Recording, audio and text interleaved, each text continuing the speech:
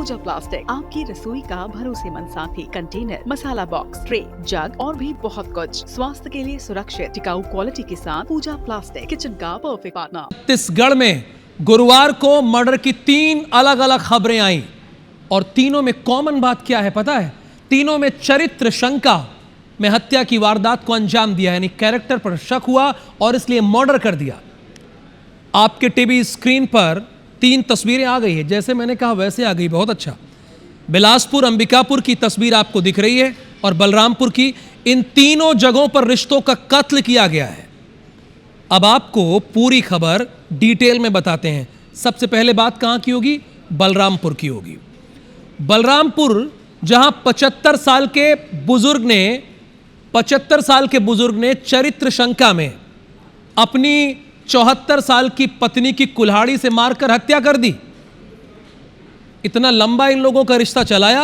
75 साल के बुजुर्ग ने 74 साल की अपनी पत्नी की कुल्हाड़ी मारकर हत्या कर दी। क्योंकि हत्या, जरा सोच समझिएगा, उसको कैरेक्टर पर शक था अपनी पत्नी के।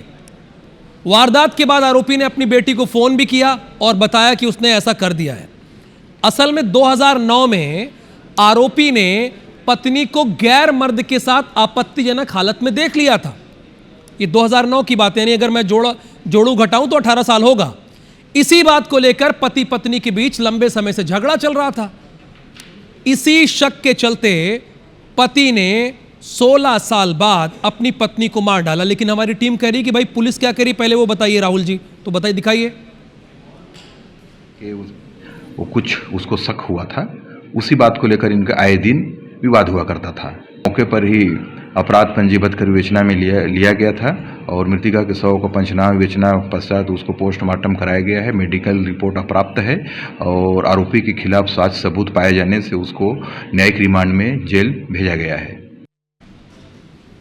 अब आते हैं दूसरी खबर पर। ये तो पहली खबर हुई जहां पे 75 साल के बुजुर्ग ने अपनी 74 साल की पत्नी की हत्या कर दी, वो भी कैरेक्टर के शक पर। इधर बिलासपुर से खबर है जहां एक गांव पड़ता है लोफंदी। पति ने पत्नी की निर्मम हत्या कर दी है। वजह क्या है?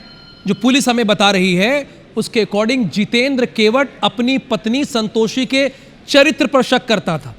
इसी बात को लेकर आए दिन विवाद होता था। बीती रात भी पति पत्नी के बीच विवाद हुआ था।